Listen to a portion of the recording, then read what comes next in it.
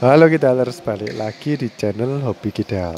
Di video kali ini aku kasih judul opsi pengembalian. Jadi yang mau aku bahas kali ini itu kan ada pilihan kita mengembalikan bola ke area lawan ya. Kalau kita dulu waktu belajar sama coachnya dibilangin yang penting masuk dulu. Jadi ya meskipun kamu itu nggak mikir mau dikembalikan ke arah mana, ke sudut mana, lawan kita itu bisa mengembalikan atau enggak, itu kita kalau di awal-awal belajar badminton sama coachnya itu dibilang nggak usah mikir kayak gitu dulu, yang penting bolanya itu bisa ngelewatin net masuk dulu.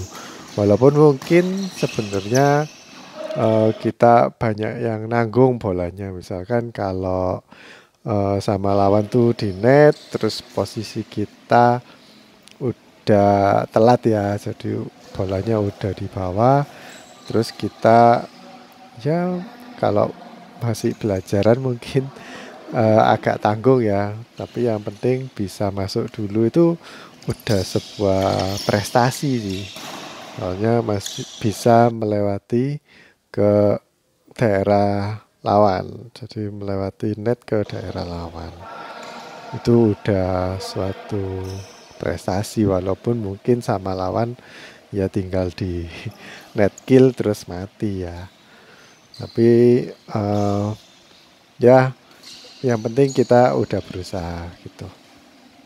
Sering kali aku lihat teman-teman yang masih belajaran tuh kalau udah lihat bola tanggung dari kita itu udah nyerah dan nggak mau siap-siap defense. Paling enggak kan harusnya berusaha. Kalau bolanya nanggung dari partner kita, ya udah jangan nyalain partner ya. Kadang-kadang kita kan mukul itu nggak tepat, kena frame. Atlet aja juga sering kok kena frame. Padahal mereka itu kan latihan setiap hari ya. Kadang-kadang itu aku lihat partnernya ngenain ke frame terus nanggung, yang satunya malah komen atau ngomel tapi nggak mau berusaha untuk mengembalikan. Padahal selama koknya itu belum jatuh ke lantai, yaitu kita harus tetap berusaha. Kalau bisa itu ngejar, kecuali kalau memang kita udah kayak kepotokan ya. Kepotokan tuh maksudnya udah mati langkah, tiba-tiba sama lawan tuh ngasih pengembalian yang mengejutkan kita, yang sama sekali tidak kita duga ya, kayak tadi waktu aku defend ternyata kena frame terus ke silang, tapi ke net ya, itu kan nggak sengaja. Atau kadang-kadang kalau dikasih ke net sama lawan terus bolanya kena bibir net melintir terus jatuh, nah itu udah nggak ada obat nih. Jadi kita udah nggak bisa apa-apa, mati langkah. Atlet juga sering kayak gitu, jadi udah percuma lah kalau kita mau ngambil atau mengembalikan tuh percuma, kecuali mungkin poin penting ya udah 20 sama, ya kita berusaha lah untuk mengejar ketipisan mengembalikan ke melewati net. Tapi biasanya kalau poin-poin awal itu kita dijol atau dilepas, percuma losor-losor. Soalnya biasanya itu pengembaliannya pasti tanggung. Oke, pembahasan kali ini kita pakai metode aja ya. Tapi perlu diingat, walaupun kita udah punya planning kayak secara di atas kertas atau teori ya, itu kita kasih ke pengembalian ke gini, ke sana, tapi itu juga tergantung skill kita. Yang kedua, waktu kita main kita pasti nggak kepikiran kayak gitu, kecuali kalau kita itu training setiap hari, dikasih yang sering training tuh kayak Kojimi tuh dikasih kayak simulasi ya, jadi simulasi waktu main nanti bakalan kayak apa, terus kita ngasih bola kemana, lawan tuh bakal ngasih kemana, kita harus siap mengembalikan. Nah itu kayak simulasi, kalau diulang-ulang terus Nanti kita udah nggak usah mikir lagi. Terus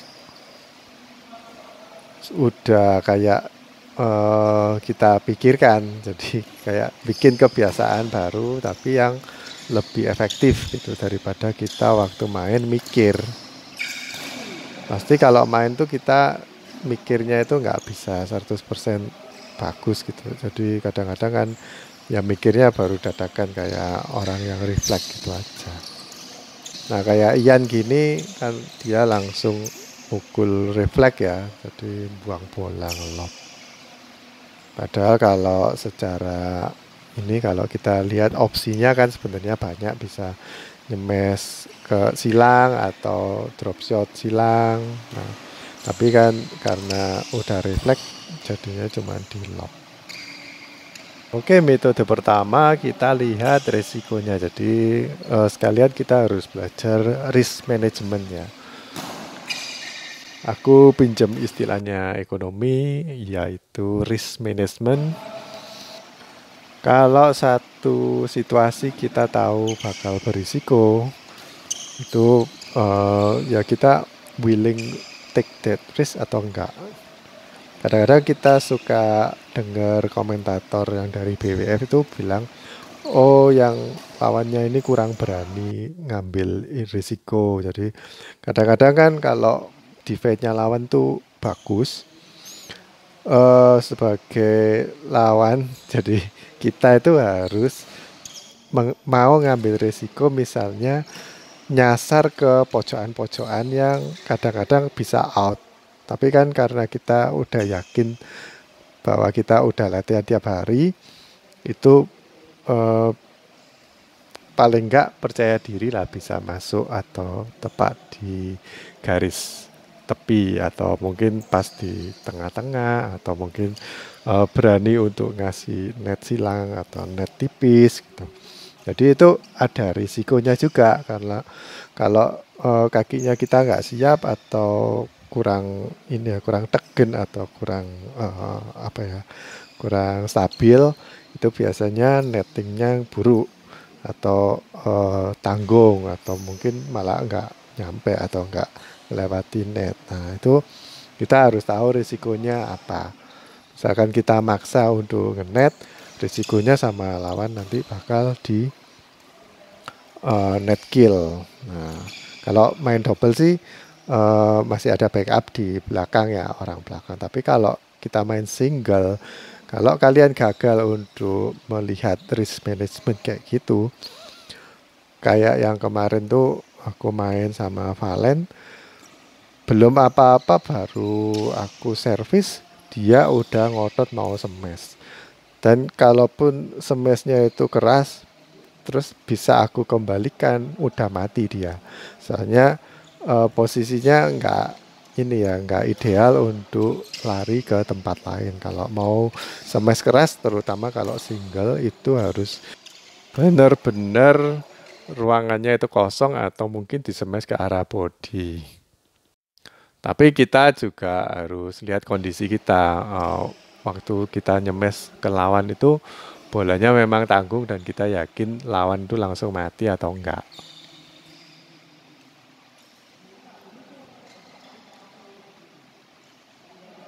Nah seperti kayak gini ya, itu kan bolanya cuman aku blok aja, terus sama Andi dikasih net lah. Itu aku gagal untuk melihat risiko yang ada, soalnya sama Andi langsung diblok, langsung jatuhnya ke net. Padahal aku pikir kalau di smash mungkin pengembaliannya drive, jadi aku nunggu di sana, nggak siap-siap untuk maju ke depan. Metode kedua yaitu kita lihat situasi dan kondisi.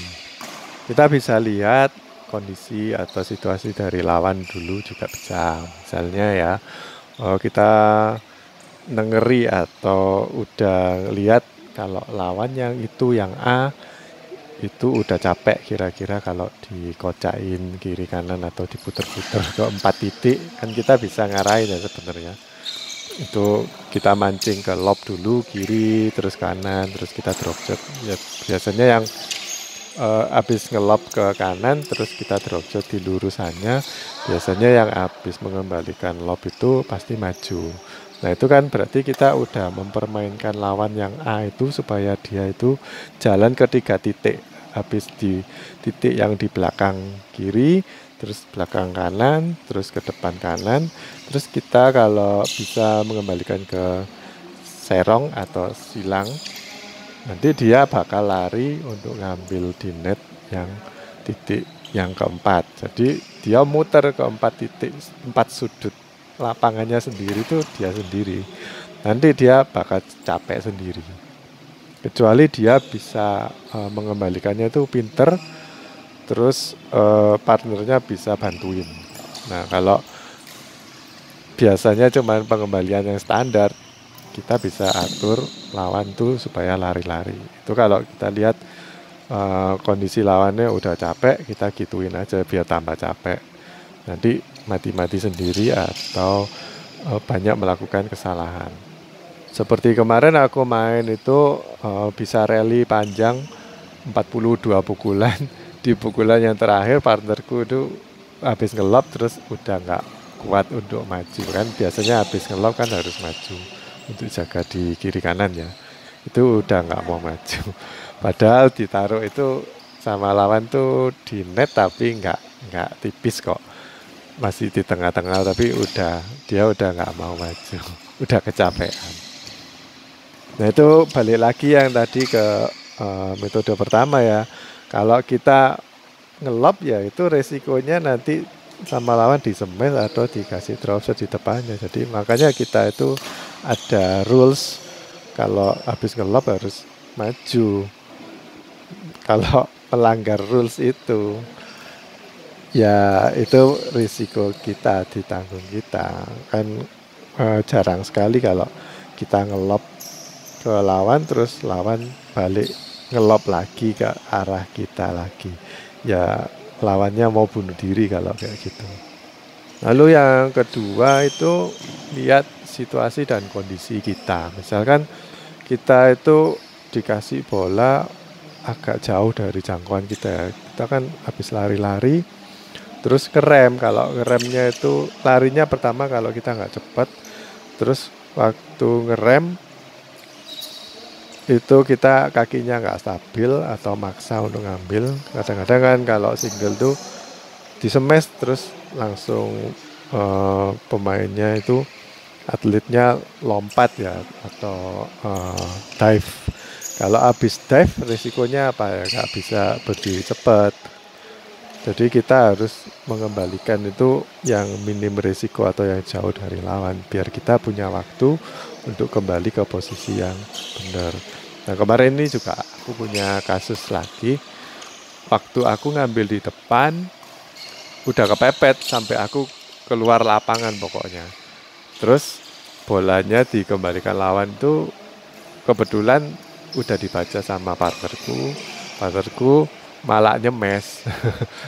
Semesnya itu semes hilang di belakangku. Padahal aku kan udah keluar lapangan. Jadi sama lawan udah dikembalikan lurus, udah nggak ada orang yang nggak ada dari kita yang bisa mengembalikan, udah mati langkah. Harusnya kalau kayak gitu, kalau kita lihat partner kita itu udah hilang keluar lapangan, entah itu nggak bisa balik lagi atau mungkin raketnya patah terus ganti raket ya, kadang-kadang kan atlet kayak gitu. Itu kita harus tahu buangnya itu kemana, dan sebaiknya sih buangnya ke lob atau buangnya ke daerah yang nanti kita bisa ngambil sendiri. Jadi kalau partner kita itu ngambil raket kan hilang, jadi kita main single. Jadi kita harus tahu bakalan sama lawan tuh ditaruh mana.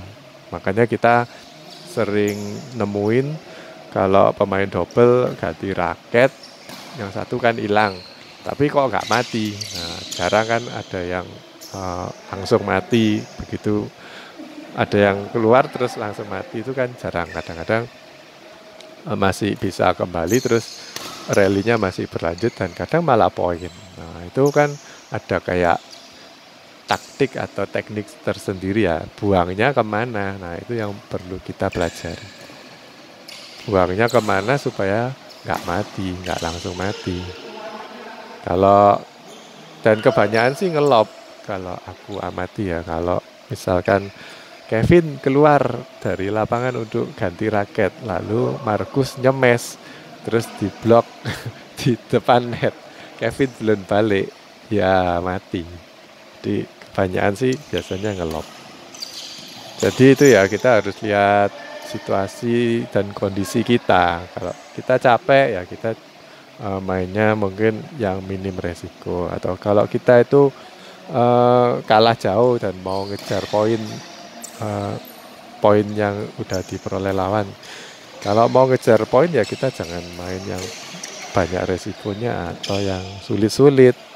Ya mungkin 1-2 kali pukulan yang tidak terduga, misalkan habis di servis, terus kita pakai trick shot atau gerakan tipu-tipu di nggak tahu diapain pokoknya jatuhnya di silangnya net, terus lawan kaget mati. Nah itu mungkin bisa kita pakai sekali, tapi nggak 3 kali berturut-turut kayak gitu. Pasti lawan udah langsung nengeri atau udah nandain. Yang terakhir dari video ini aku kasih metode ketiga, yaitu kita taruh ke tempat yang kosong, yaitu udah pasti ya, terutama ke tempat yang jauh dari jangkauan lawan, supaya lawan tuh kalaupun bisa ngambil, dia juga harus lari-lari. Walaupun bolanya kembali terus, tapi paling tidak lawan itu udah capek, berkurang staminanya. Salah satu trik yang aku baru aja pelajari ya, yaitu ketika kita melakukan drop shot yang paling efektif itu adalah ketika bolanya itu tanggung. Jadi dari lawan itu tanggung, kan lawan tuh udah siap-siap untuk terima smash ya. Jadi udah siap-siap defense, biasanya kakinya itu salah, nggak dibuka atau badannya miring. Jadi kalau kita kasih drop shot itu mereka nggak bisa ambil atau nggak siap maju. Dan metode yang bagus juga kalau kita bisa mengadu lawan kita. Jadi dikasih ke tengah-tengah supaya bingung mereka siapa yang harusnya ambil. Oke guys, gitu aja ya dari aku 3 metode opsi pengembalian. Sampai jumpa di video berikutnya. Jangan lupa like dan subscribe ya. Dadah.